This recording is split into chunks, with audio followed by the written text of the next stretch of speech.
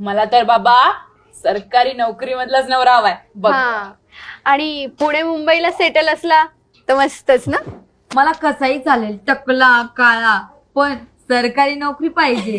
या ग, आपल्या शेजारच्या शिकलीचं लग्न झालं ना. हो ना, किती भारी झालंय ग. कसलं भारी. मला नाही आवडला बाई मुलगा. का? अगं टकलाय तो. अगं त्याला काय होतंय, सरकारी नोकरी आहे सरकारी नोकरी. काय सांगतेस? मग मग मस्त. हा काय ग, तुझं काय, तुला कसं वाटला? अगं छान आहे ग, सरकारी नोकरी आहे. हे गज दादा ये ना. बस ना गज दादा. बोला, काय म्हणताय? काय मग गजा दादा, तू एमपीएससी युपीएससी ची एक्झाम देतोयस म्हणे. कधी लागणार की तुला नोकरी? चाललेत प्रयत्न, लागेल लवकरच. लवकर लवकर करा, हा. म्हणजे तुला चांगली बायको मिळेल. सुशिक्षित, गोरी, मस्त. मिळेल मिळेल. आणि जर नोकरी लागलीच नाही तर? मग नाही मिळणार. म्हणजे तुमचं असं म्हणणं आहे की नोकरी असेल तरच लग्न होईल माझं, नाही तर नाही होणार. हो, आजकालच्या मुलींना हवं काय असतं, नोकरीच हवी असते.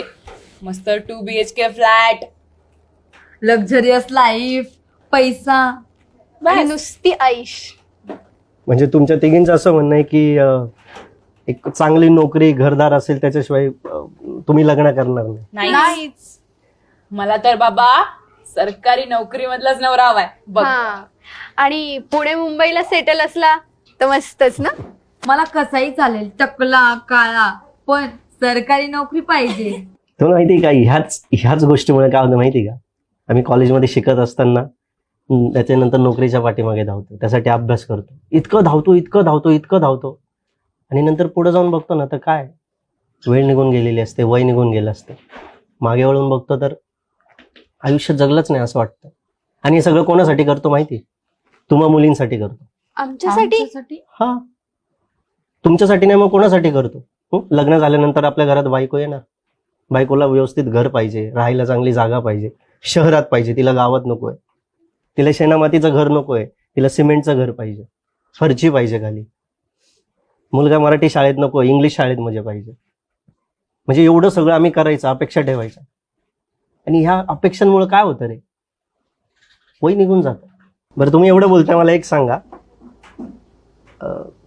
तुमच्याकडे 2 व्हीलर आहे? हो, कधी घेतलेली? खूप वर्ष झाले आता त्याला. त्याची 4 चाकी झाली का? नाही. घराचा बंगला झालाय का? नाही. आहे तिथंच आहेत ना तुम्ही पण? हो.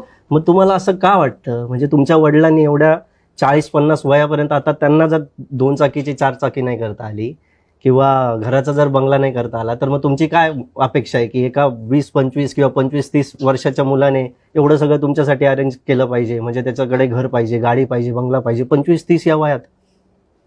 ही कोणती अपेक्षा आहे तुमची?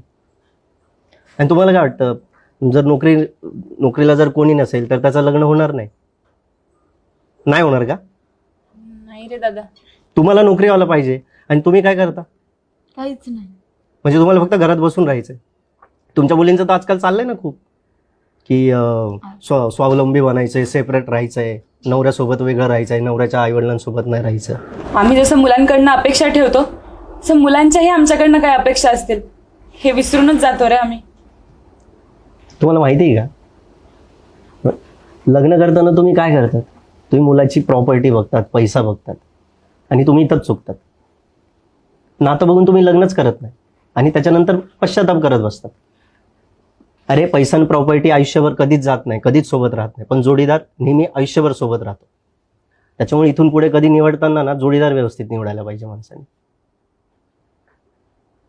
लक्ष ठेवा आणि जरा कमी अपेक्षा ठेवा आमच्या मुलांकडनं.